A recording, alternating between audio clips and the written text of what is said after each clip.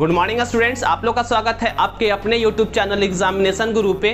तो आज हम लोग स्टार्ट करेंगे पीरियोडिक क्लासिफिकेशन ऑफ एलिमेंट्स का पार्ट नंबर 10। और ये जो पार्ट चल रहा है ये इस चैप्टर का लास्ट पार्ट है, ठीक है। और इस पार्ट में जो हम लोग आज का टॉपिक कवर करेंगे उसके बारे में देखते हैं। तो आज का टॉपिक क्या होने वाला है?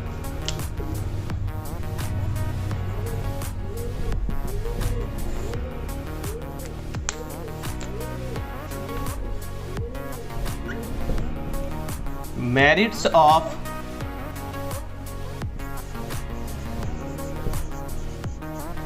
modern periodic table।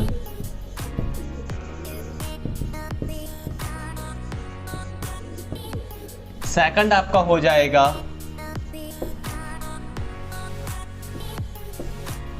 Advantage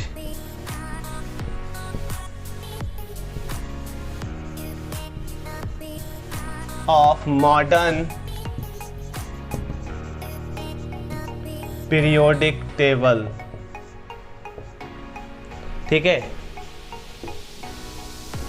third हो जाएगा केमिकल बॉन्डिंग एंड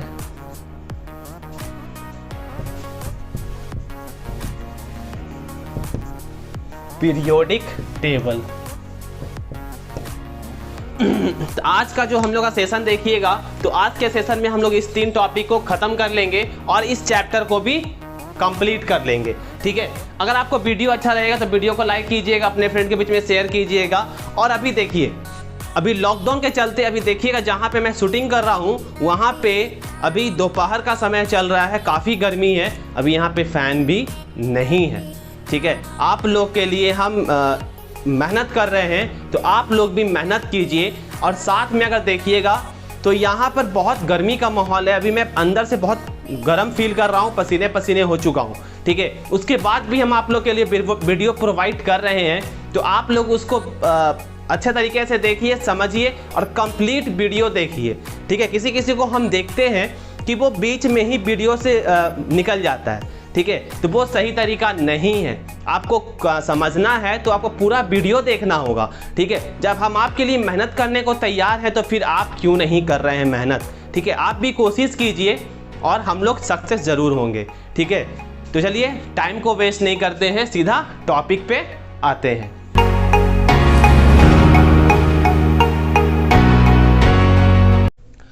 आज का हम लोग का जो फर्स्ट टॉपिक हो जाएगा merit of modern periodic table. Merit of modern periodic table, इसका मेरिट क्या है, इससे हम लोग को क्या समझ में आ रहा है उसके में देखेंगे। तो आपका जो मॉडर्न पीरियोडिक टेबल है ऑलरेडी हम लोग कंप्लीट कर चुके हैं और वहाँ का जो भी आपका बेनिफिट है वो हम लोग को पता है। लेकिन यहाँ पर थोड़ा सा सिंपल वे में समझ लेते हैं कि ये इसमें करना क्या चीज़ है, क्योंकि ये टॉपिक जो है 10th क्लास का इस चैप्टर का लास्ट टॉपिक है, ठीक है। इस चैप्टर का लास्ट टॉपिक है, इसको हम लोग इस सेशन में फिनिश करके चैप्टर खत्म हो जाएगा, चैप्टर कंप्लीटेड, ठीक है। तो यहाँ पर देखिएगा हम लोग को मॉडर्न पीरियोडिक टेबल जो है वो क्या क्या चीज़ सिखाया, ठीक है। और उससे हम लोग को फायदा क्या हुआ और इससे होने से हम लोग को किसी चीज़ में कहिए तो आराम हुआ कि मुश्किल हुआ, उसके बारे में यहाँ पर देखेंगे, ठीक है। क्योंकि मॉडर्न पीरियोडिक टेबल जो है उससे केमिस्ट लोग हैं उनको फ़ायदा हुआ कि नहीं हुआ, स्टूडेंट जो केमिस्ट्री पढ़ रहे हैं उनको फ़ायदा हुआ कि नहीं हुआ, अगर ये चीज़ नहीं होता तो क्या होता, उसके बारे में यहाँ पर देखेंगे। तो यहाँ पर देखिएगा मेरिट जो आपका दिया हुआ है, सबसे पहला जो आपका पॉइंट बना है बेस्ड ऑन एटॉमिक नंबर। ये जो इसका आप देखिएगा मॉडर्न पीरियोडिक टेबल जो आपका है, ठीक है, ये क्या पे है, एटॉमिक नंबर पे। इससे फायदा क्या हुआ, अगर एटॉमिक नंबर पे है तो आपका क्या चीज देखा गया कि फर्स्ट ग्रुप से स्टार्ट होता है 18 ग्रुप तक गया, उसके बाद फिर से फर्स्ट ग्रुप में आया, फिर 18 पे गया, फिर फर्स्ट में आया, फिर 18 गया। इसका मतलब है एटॉमिक नंबर के आधार पर अरेंज किया गया, तो वहां पर देखा गया कि एक पीरियोडिक फंक्शन है। क्या है? Periodic function. अगर मान लीजिए हाइड्रोजन से स्टार्ट किए और लिथियम जो है हाइड्रोजन के नीचे आया, फिर वहां से मूव करते हुए 18 ग्रुप तक गया, फिर सोडियम आया, फिर उसके बाद 18 गया, फिर पोटाशियम आया, फिर रुबिडियम आया। ठीक है, तो ऐसे करते हुए देखा गया कि ये सब जो एक ग्रुप में आया, सबका फिजिकल प्रॉपर्टीज और केमिकल प्रॉपर्टीज लगभग इक्वल है। ठीक है, अब यहां पे बात ये आता है कि ये क्या कर रहा है, एक पाथ को रिपीट कर रहा है, दैट इज पीरियोडिक मोशन। ठीक है, एक पाथ को रिपीट कर रहा है, दैट इज पीरियोडिक मोशन। तो पहला आपका जो थ्योरी है बेस्ड ऑन एटॉमिक नंबर, ठीक है, उसके बाद जो आपको बताए थे पीरियोडिक मोशन होगा, अगला वही है explain the reason for periodicity of elements, कि आपका ऐसा क्यों हुआ, एटॉमिक नंबर के आधार पर अरेंज किया गया था, तो आपको वहां पे physical and chemical properties match कर रहा था, दैट्स व्हाई सबको एक ग्रुप में डाला गया। ठीक है, उसके बाद देखिएगा नो एनोमलीज। एनोमलीज मीन्स क्या होता है? ठीक है, एक यहाँ पे नया वर्ड आपको दिख रहा होगा, एनोमलीज मीन्स हो जाता है विसंगत, मतलब डिफरेंट। ठीक है, क्या बोल सकते हैं, नो डिफरेंट इन अरेंजमेंट। यहाँ पे विसंगत मतलब एटम के बारे में बात कर रहा है, कि जैसे हम लोग पहले का देखे थे, जो पहले का टेबल बना था, तो वहां पर क्या था ना कि एक ही ग्रुप में डिफरेंट केमिकल प्रॉपर्टीज और फिजिकल प्रॉपर्टीज वाले एटम्स को एक ग्रुप में पुट कर दिया गया था। ठीक है, एक ग्रुप में ही डिफरेंट प्रॉपर्टीज वाले एटम्स को पुट किया गया था, लेकिन मॉडर्न पीरियोडिक टेबल में ऐसा गलती नहीं किया गया।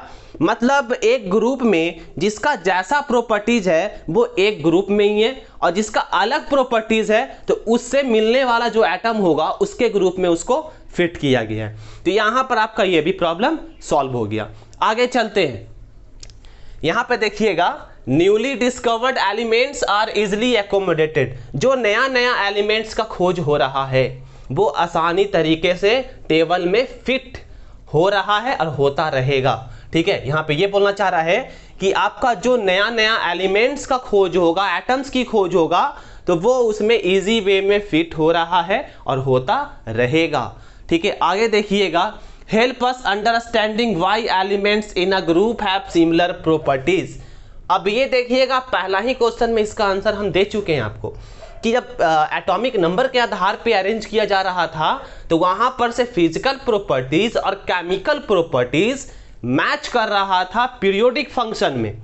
ठीक है, तो इसलिए देखा गया कि एक ग्रुप में जितने भी एटम्स आए थे वो सबका फिजिकल प्रॉपर्टीज और केमिकल प्रॉपर्टीज क्या था, सिमिलर था।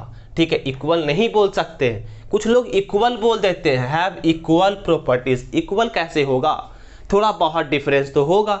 अगर वो इक्वल ही हो जाएगा तो फिर उसका नाम ही चेंज क्यों हुआ, क्योंकि वो सब एक ही कहला जाएगा। जैसे मान लीजिए हम देख लेते हैं आपका बेरिलियम देख लेते हैं। ठीक है, तो बेरिलियम का एटॉमिक नंबर 4। ठीक है, मैग्नीशियम का एटॉमिक नंबर आपका हो गया 12। ठीक है, बेरिलियम का एटॉमिक नंबर 4 और मैग्नीशियम का एटॉमिक नंबर 12, अगर दोनों का सेम इक्वल प्रॉपर्टीज होता तो फिर बेरिलियम बोरॉन में डिफरेंस क्या था, दोनों सेम ही, दोनों को हम एक जगह पे पुट कर देते। तो यहां पर सिमिलर प्रॉपर्टीज सही वर्ड होगा। कुछ ना कुछ सिमिलर मतलब क्या होता है, पूरा मिलना नहीं, सिमिलरिटीज है, दैट इज मतलब कुछ मिल रहा है, कुछ अलग होगा। ठीक है, तो यहां पे सिमिलर वर्ड सही होगा। अब चलते हैं इसके बाद, ये पॉइंट देखिए यहां पर आपको लिखा हुआ है, एक ही में देखिए 2 पॉइंट को मत समझिएगा कि ये एक ही पॉइंट है, दोनों अलग पॉइंट है। ठीक है, देखिए स्टार मार्क लगा हुआ है, थोड़ा सही से आप लोग नोट डाउन कीजिएगा, क्योंकि देख अभी हमको चला है पता, कुछ लोग लिखने में भी मिस्टेक कर रहे हैं। ठीक है, कुछ लड़के जो हैं उनका मैं कॉपी चेक किया हूं तो उनका लिखने में भी मिस्टेक है। ठीक है, तो ऐसे में क्या होता है ना कि आप जल्दीबाजी में, क्या होता है कि आप लोग जल्दीबाजी की, इस बात का हमको पता नहीं, अभी लॉकडाउन चल रहा है। ठीक है, लॉकडाउन चल रहा है तो जल्दीबाजी की इस बात का, आपको कहीं बाहर खेलने जाना है क्या, नहीं जाना है ना, तो आप आराम से बैठ के लिखिए ना। 20 मिनट हार्डली अभी वीडियो हम प्रोवाइड कर रहे हैं, ऐसे लगभग 15 मिनट के अंदर में ही सब वीडियो खत्म हो रहा है, तो फिर आपको जल्दीबाजी किस बात का है, आप देखकर गलत कैसे लिख लेते हैं। ठीक है, देखकर तो कम से कम सही लिखा कीजिए। आदमी बोल के लिखाता है, समझ में आया गलती लिखा गया होगा, लेकिन देखकर गलत थोड़ा सा लगता है प्रॉब्लम क्रिएट हो रहा है, क्योंकि आप लोग 10th में पढ़ रहे हैं, आपसे ये मिस्टेक ये होना नहीं चाहिए। ठीक है, चलिए आगे बढ़ते हैं। Advantage of modern periodic table. Advantage क्या है, इससे फायदा हम लोग को क्या हुआ, ये तो समझ में आ गया कि टेबल वेल अरेंज हो गया, लेकिन इससे फायदा हम लोग को क्या हुआ, अब यहां पर देखिएगा कि 118 एलिमेंट्स है अभी तक, जो एट प्रेजेंट 2020 चल रहा है, यहां तक अभी हम लोग को पता है 118 एलिमेंट का खोज हो चुका है। ठीक है, 118 एलिमेंट। क्या हम सब का अलग अलग करके हम याद कर सकते हैं क्या? एटॉमिक नंबर, एटॉमिक मास, फिर उसके साथ देखा जाए उसका प्रॉपर्टीज, वो मेटल्स है कि नॉन मेटल्स है, क्या हम याद कर सकते हैं क्या? बहुत मुश्किल है। कुछ लोग बोलेंगे याद कर सकते हैं, ठीक है, डैट इज लेजेंड, ठीक है, वो लोग लेजेंडरी होते हैं, ठीक है, लेकिन हम लोग जैसे जो नॉर्मल इंसान होते हैं वो 118 को याद तो कर लेंगे, लेकिन हम लोग को और भी चीज़ पढ़ाई करना है, और भी ज़िंदगी है, और भी इसके अलावा कुछ है, ठीक है, तो इतना दिमाग में स्टोर नहीं रह पाएगा। दैट्स वाई ये जो ग्रुप और पीरियड बना, तो ये हम लोग को एक तरह से कहिए कि शॉर्ट तरीका बन गया इसको याद करने का, क्योंकि हम जान रहे हैं कि यहाँ पर से यहाँ पर आएंगे तो इसके बीच में इतना एटम्स का डिफरेंस होगा, तो एटॉमिक नंबर भी आप उस बेसिस पे याद कर सकते हैं। फिर आप देखिएगा तो उसका वैलेंसी याद कर सकते हैं, ठीक है, उसका देखिएगा तो आप बता सकते हैं कि ये कौन सा होगा, मेटल होगा कि नॉन मेटल होगा, ठीक है। तो यहाँ पर देखिएगा made life simple for chemistry student and chemist, ये लोग का जो आपका जो पढ़ने का तरीका है उसको इजी कर दिया गया इस तरीके से, और केमिस्ट लोग को भी आसानी हो गया कि हाँ अगर लेफ्ट का है तो वो मेटल का पार्ट है, अगर राइट का है तो वो नॉन मेटल का पार्ट है, ठीक है। Easy to remember properties of elements based on its position in periodic table. अब इसको क्या हो गया, इसके प्रॉपर्टीज को याद करना आसान हो गया है according to position in periodic table, जिसका जो पोजीशन है उसके आधार पे हम याद कर लेंगे। आदमी देखिए बेसिकली हम लोग एस और पी वाला आसानी से याद कर लेते हैं, डी का थोड़ा मुश्किल होता है, और 10 तक अगर देखिएगा तो आपको 20 तक याद करना होता है एटॉमिक नंबर पे, ठीक है, तो बहुत ज़्यादा नहीं है, लेकिन अगर आप चाहें तो पूरा एस और पूरा पी याद आराम से कर सकते हैं कुछ ट्रिक लगाकर, ठीक है। तो आपको सिर्फ सैम्बल के साथ साथ उसका फुल नेम पता होना चाहिए। जैसे कि अगर हम एच लिखा हुआ है तो दिमाग में तुरंत स्ट्राइक करना चाहिए कि हाइड्रोजन के बारे में बात कर रहा है, एल लिखा हुआ है तो ये लिथियम के बारे में बात कर रहा है, तो आपको वो चीज़ याद होना चाहिए, देन आप एस और पी इजी वे में याद कर सकते हैं विथ वैलेंसी, ठीक है, विथ वैलेंसी आप याद कर सकते हैं, ठीक है। अब देखिएगा तो यहां पर बोल दिया आपका पहला पॉइंट हो गया, दूसरा पॉइंट इजी टू रिमेंबर ये भी आपका हो गया। अब देखिएगा यहां पे आता है chemical bonding and periodic table. अब ये आप लोग के सिलेबस में तो एक्चुअली है नहीं, तो पर भी इसके बारे में हम बता देते हैं क्योंकि ये इंपॉर्टेंट पार्ट है, ठीक है, ये इंपॉर्टेंट पार्ट है, आपको समझ में आना चाहिए, क्योंकि कुछ ऐसा चीज होता है जिसके लिए बेसिक पता होना जरूरी है, ठीक है। तो ये आप कह सकते हैं कि ये आपका बेसिक चीज है। अब यहाँ पे देखिएगा if element from left side, periodic table में दो साइड है, एक लेफ्ट साइड एस ब्लॉक हो गया, बीच में आपका डी है, डी के इधर देखिएगा तो उसको राइट साइड बोलते हैं। तो डी जो है, डी से अगर देखिएगा लेफ्ट में देखिएगा तो पी एस ब्लॉक है, और राइट में देखिएगा तो पी ब्लॉक है, ठीक है। If element from left side combined with element from right side, अगर लेफ्ट साइड का एलिमेंट्स जो है वो राइट साइड के साथ कंबाइंड होगा तो वहां पे जो बॉन्ड बनेगा, ठीक है, कोई भी आपका एटम्स कंबाइंड होता है तो एक बॉन्ड बनता है, उस बॉन्ड को क्या कहेंगे, दे फॉर्म्स आयनिक बॉन्ड, वो क्या बनाएगा, आयनिक बॉन्ड बनाएगा। अब ये आयनिक बॉन्ड क्या होता है, ठीक है, कुछ लोग को लग रहा होगा सर ये आयनिक बॉन्ड कुछ नया सा नाम लग रहा है, तो इसके बारे में देख लेते हैं। जैसे मान लीजिए आपका लेफ्ट से हम लेते हैं कैल्शियम, ठीक है, कैल्शियम इज अ मेटल, और राइट से हम लेते हैं आपका ग्रुप नंबर 16 का ऑक्सीजन। कैल्शियम और ऑक्सीजन का रिएक्शन करवाएं तो कैल्शियम इज अ मेटल, इसका टेंडेंसी होगा इलेक्ट्रॉन देने का, oxygen is a non metal, इसका टेंडेंसी होगा इलेक्ट्रॉन को एक्सेप्ट करने का, ठीक है। तो यहां पर देखिएगा जब कैल्शियम और ऑक्सीजन में जब बॉन्ड बनेगा तो कुछ इस टाइप का, और ऑक्सीजन चाहेगा इससे इलेक्ट्रॉन खींचना। जब भी आपका मेटल, ये क्या है मेटल, और नॉन मेटल के बीच में रिएक्शन हो और वहां पर जो आपका बॉन्ड डेवलप हो उसको बोल देते हैं, यहां पर ये जो बॉन्ड होगा ये हो जाएगा आयनिक बॉन्ड। क्या हो जाएगा, आयोनिक बॉन्ड हो जाएगा। सॉरी ये आई है, टी मत समझिएगा, आयोनिक बॉन्ड। तो ये जो बॉन्ड आपका होगा आयनिक बॉन्ड। इसका मतलब है कि जो नॉन मेटल का पार्ट होगा वो इलेक्ट्रॉन खींचने का कोशिश करेगा, और जिसके कारण क्या होगा, अब देखिएगा कैल्शियम अपना इलेक्ट्रॉन लूज करना स्टार्ट करेगा, तो इस पे स्लाइटली पॉजिटिव होगा और आपका ऑक्सीजन पे स्लाइटली नेगेटिव। क्या हो जाएगा? नेगेटिव। और इसी कारण हम लोग बोल देते हैं ये जो बॉन्ड है आयनिक बॉन्ड है। अब इसके बाद चलते हैं, ठीक है। तो ये समझ में आ गया ना कि लेफ्ट साइड का कोई भी एलिमेंट राइट साइड से बॉन्ड बनाएगा, रिएक्शन करेगा, तो वहां पर देखिएगा आपका आयोनिक बॉन्ड बनेगा। सिंपल से भाषा में बोल सकते हैं, मेटल और नॉन मेटल रिएक्शन करेगा तो वहां से जो बॉन्ड बनेगा उसको बोलेंगे आयनिक बॉन्ड। उसके बाद देखते हैं if element from right side combined with element from right side. अगर कोई एलिमेंट आपका राइट साइड का है, वो राइट साइड के साथ ही रिएक्शन करता है या कंबाइंड होता है, they form covalent bond. Right side में आपका ऑलमोस्ट नॉन मेटल है, नॉन मेटल से करेगा रिएक्शन, तो वहां पे जान लीजिए कि नॉन मेटल होगा तो वहां पे कोवैलेंट बॉन्ड बनेगा। वहां पे क्या बनेगा? कोवैलेंट बॉन्ड बनेगा, ठीक है।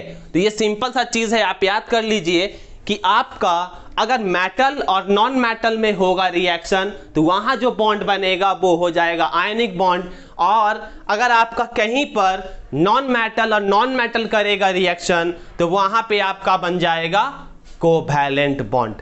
सी आप देख सकते हैं CO2, ठीक है। यहां पर CO2 अगर देखिएगा तो इसमें कोवैलेंट बॉन्ड होगा, ठीक है। इसमें क्या होगा?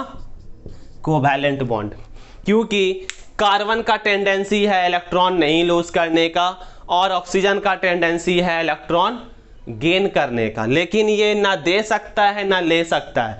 अब इसके बारे में, ठीक है, कुछ लोग को लग रहा होगा सर कार्बन तो इलेक्ट्रोनेगेटिविटी में ऑक्सीजन से कम है, लेकिन आप लोग के 10th क्लास के अकॉर्डिंग ये सफिशिएंट है, नहीं तो आपका पूरा कॉन्सेप्ट ही गड़बड़ा जाएगा, ठीक है। ये सब चीज जो है अब देखिएगा, अभी यहाँ पर भी होने वाला है, कहानी होगा, लेकिन वो 11th-12th में पढ़ने के लिए हम लोग छोड़ देते हैं, ठीक है। तो वहाँ पे हम लोग 11th-12th में ही फुल डिटेल में देखेंगे, लेकिन अभी जो आप लोग के कॉन्सेप्ट के आधार पे है ये सफिशिएंट है। सिंपल सा याद कर लीजिए, मेटल नॉन मेटल करेगा रिएक्शन तो वहाँ जो बॉन्ड बनेगा वो हो जाएगा आयनिक बॉन्ड।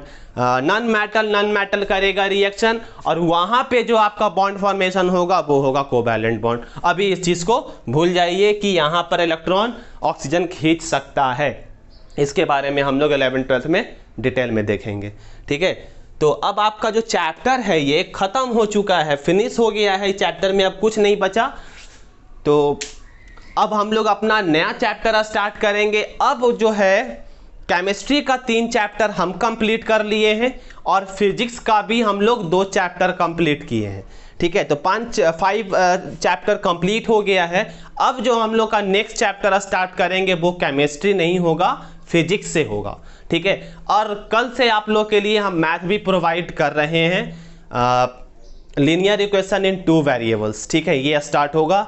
अगर आपको मेरा ये सेशन अच्छा लगा है, कॉन्सेप्टेबल लगा है, समझ में आया है, तो वीडियो को लाइक कीजिए, अपने फ्रेंड के बीच में शेयर कीजिए और कमेंट करके ज़रूर बताएं कि आपको वीडियो कैसा लगा, ठीक है। ये बहुत ज़रूरी चीज़ होता है ताकि इससे पता चलेगा हमारा और आपका जो इंटरेक्शन हुआ उसमें आप कितना समझें। आप जो समझे हैं वो रिप्लाई के रूप में कमेंट में बता दीजिए, ठीक है। Thank you for watching.